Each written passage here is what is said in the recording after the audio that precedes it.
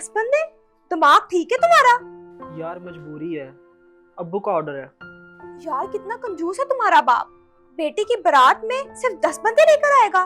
10 बंदे तो तुम्हारे करीबी रिश्तेदार और तुम्हारे अपने घर वाले ही हो जाएंगे। रिश्तेदार भी ज्यादा हैं। अब्बू ने सिर्फ खाला, मुमानी और फूफो के घर वालों को बुलाया है। हद हो गई है। लोग सोचेंगे सबसे छुप छुपा के शादी कर रहे हैं। हमारी तरफ की तो कोई पाबंदी नहीं लगाई। लगाई है, उन्होंने कहा है तुम लोग भी सिर्फ 10 बंदे ही लाओगे। क्या? सवाल ही पैदा नहीं होता। हमारी तरफ से तो 200 बंदे आएंगे। प्लीज यार जिद मत करो। शुक्र करो अब्बू ने हमारी शादी पर कोई एतराज नहीं किया।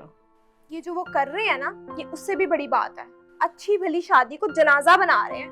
प्लीज बिस्मा, अपने घर वालों को मनाओ। अब्बू की बात ना मानी गई ना तो ये शादी नहीं होगी। बात सुनो, तुम्हारा बाप कहीं ये तो नहीं सोच रहा कि हम लड़की वाले हैं तो हम पे कहीं ज्यादा बोझ ना बन जाए? नहीं, मेरा नहीं ख्याल। अच्छा, अगर ऐसी बात है ना तो उन्हें बता देना कि हमको गिरे पड़े लोग नहीं, जितने बंदे लाने हैं ले आए, हमारा कोई प्रॉब्लम नहीं। लेकिन मुझे लगता है तुम्हारा बाप वलीमे का खर्चा अफोर्ड नहीं कर सकता, इसलिए हम पे भी पाबंदी लगा रहा है। ठीक है, मैं अम्मी अब्बू को समझा दूंगी कि लड़के वालों की इतनी हैसियत नहीं। वैसे तुम चाहो तो मैं अपने अब्बू से भी बात कर सकती हूँ, वो तुम्हारे वलीमे का खर्चा भी अफोर्ड कर लेंगे। मत करो ऐसी बातें।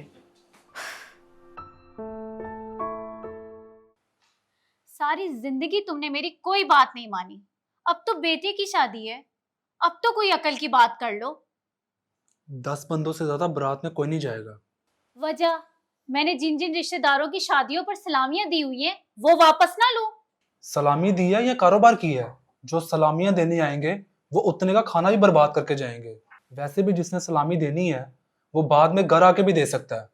शादियों में दी हुई सलामियां शादियों पर ही वापस दी जाती हैं। देखो बहस ना करो, बारात में 10 से ज्यादा बंदे नहीं होंगे। मेरी तो यहाँ कोई वैल्यू ही नहीं। मैं अपने रिश्तेदारों को क्या जवाब दूंगी?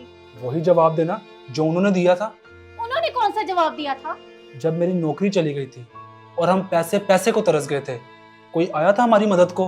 हाँ, तो किसी की इतनी पसली नहीं भी होती ना होती, कोई हौसला कोई दिलासा तो दे सकते थे ना। तो ये तो तुम्हारे रिश्तेदारों ने भी नहीं किया। इसीलिए मैं उनको भी नहीं बुला रहा। जो लोग तकलीफ में साथ ना दें उनको खुशी में भी शरीक नहीं करना चाहिए। तो फिर 10 लोग क्यों? हम घर वाले ही चलते हैं बस बारात में। ये 10 लोग भी इसलिए सिलेक्ट किए हैं ताकि पता चल जाए हम लड़की ब्याह के लाए हैं, भगाकर नहीं। और इन 10 लोगों में तुम्हारे और मेरे, हम दोनों के रिश्तेदार शामिल हैं।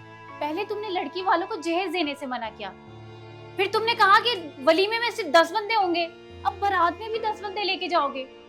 क्यों कर रहे हो ये सब? शादी हो जाने दो, तुम्हें खुद ही समझ आ जाएगी। अभी क्यों नहीं समझाते? ठीक है, अभी समझ लो। 10 बंदे होंगे तो शादी हाल बुक नहीं करवाना पड़ेगा, देगे नहीं पकवानी पड़ेंगी और लंबा खर्चा भी नहीं होगा। तो ये पैसे बचाकर कब्र में लेके जाओगे? शादियों पर तो ये सब होता ही है। किस लिए इतना पैसा कमाया है जो बच्चे की खुशी पर ही नहीं खर्च कर सकते? पैसा कमाया बेगम, उजाड़ा नहीं। और ये सब मैं अपने बेटे और बहू की बेहतरी के लिए कर रहा हूँ। भाड़ में गई तुम्हारी बेहतरी। लोग जिस फंक्शन को सारी जिंदगी के लिए यादगार बनाते हैं, तुम उसी को तबाह करने पे तुले हुए हो। जब तुम्हारी और मेरी शादी हुई थी तो कार्ड कहाँ से छिपवाए थे? पता नहीं क्यों। कितनी जगह बनी थी? यही कोई 15-20 तो थी।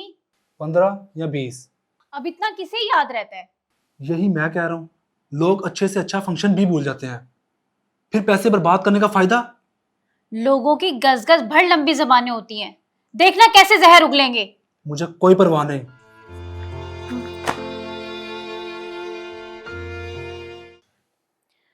आंटी प्लीज अंकल को कुछ समझाएं। मेरे अम्मी अब्बू तो ये सब सुन के बहुत परेशान हो गए हैं। बेटा मैं तो समझा समझा कर थक गई हूँ, लेकिन वो तो किसी की मान ही नहीं रहे। आंटी आप खुद सोचें, ना मैरिज हॉल, ना जहेज, ना लोग, ना जेवरात, ये कैसी शादी होगी? बेटा तुम बिल्कुल ठीक कह रही हो, लेकिन मैं मजबूर हूँ। सारी जिंदगी उन्होंने अपनी मनमानी की है। आंटी मैं सोच भी नहीं सकती थी मेरी ऐसी शादी होगी। मैं तो अपनी सहेलियों को भी नहीं बुला सकूंगी। मैंने तो सोचा था शादी पर खूब हल्ला गुल्ला होगा, लेकिन अब तो सब बर्बाद होता हुआ नजर आ रहा है। बेटा हमें उनकी जिद के आगे हथियार डालना ही पड़ेंगे। आंटी अगर आप कहें तो मैं खुद अंकल से बात करूं? तुम? अब बेटा ज्यादा अच्छी बात तो ये होगी कि तुम अपने माँ बाप से कहो कि वो उनसे बात करें। आंटी बड़ों की बात में अगर कोई गड़बड़ हुई तो उन्होंने अना का मसला बना लेना है। हाँ ये भी है। चलो फिर तुम खुद बात कर लो। जी।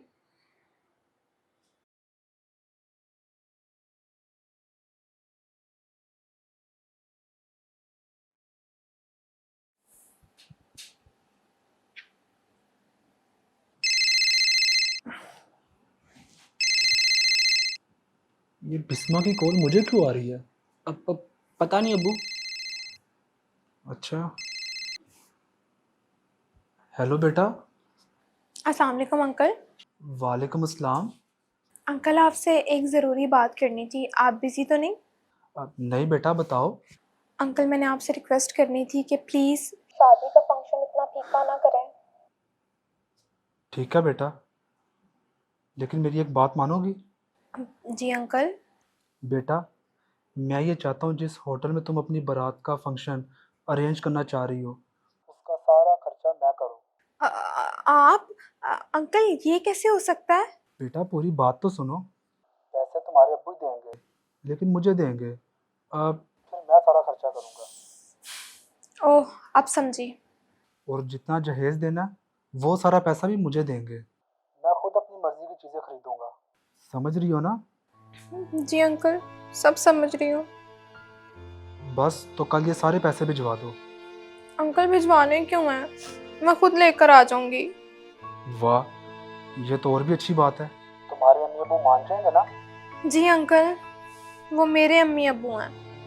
चलो फिर बेटा, कल दोपहर 12 बजे तक आ जाना, ठीक है? खुदा हाफिज़। अब्बू क्यों मेरी जिंदगी में कांटे बिछा रहे हैं? है? लेकिन बेटा मैंने तो हमेशा तुम्हारी खुशी का सोचा है। अब्बू ये खुशी दे रहे हैं या मातम का माहौल बना रहे हैं? ऐसा भी होता है? अमार, बेटा अमार, बात सुनो अमार।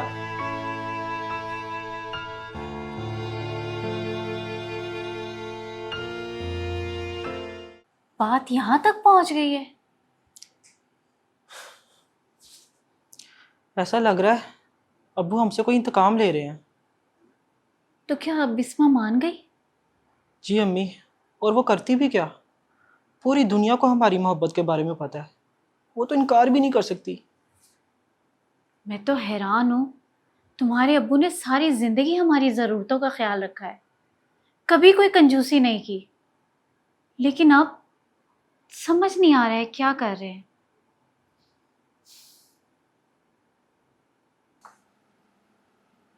1 करोड़ का चेक? जी अंकल, अब्बू ने मेरी शादी पे इतना ही खर्चा करना था।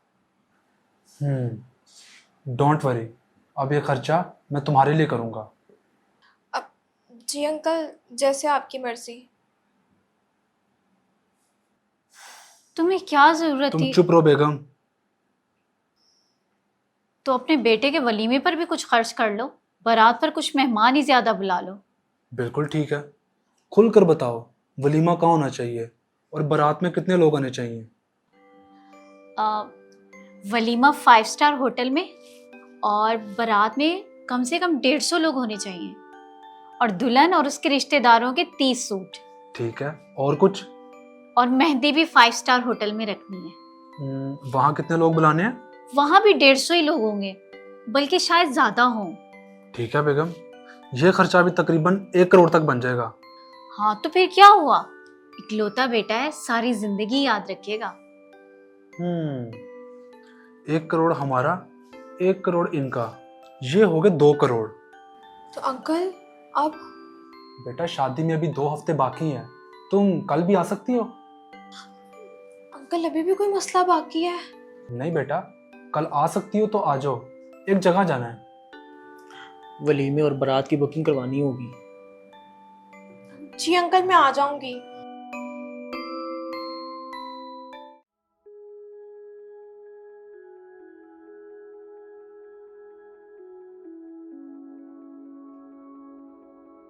अब्बू हम यहाँ क्यों आए हैं? बेटा ये घर मेरे दोस्त ने 2 महीने पहले खरीदा था, तो उससे मैंने खरीद ली है 2 करोड़ में। अंकल, आपने शादी के पैसों से घर खरीद लिया? ये क्या किया तुमने? हमारे पास तो अपना घर मौजूद था। हाँ बेगम, लेकिन इनके पास नहीं था।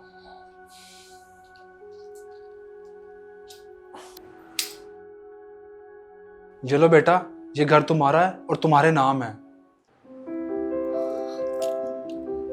अंकल, लोगों ने खाना खा के चले जाना था और शादी का फंक्शन भी भूल जाना था, लेकिन तुम लोगों ने सारी जिंदगी घर नहीं बना सकना था। इस घर में रहो और जिस मर्जी रिश्तेदार को बुलाओ, तुम्हारी जायदाद बन गई है सारी उम्र के लिए। Thank you so much uncle. Aunty, अब्बू।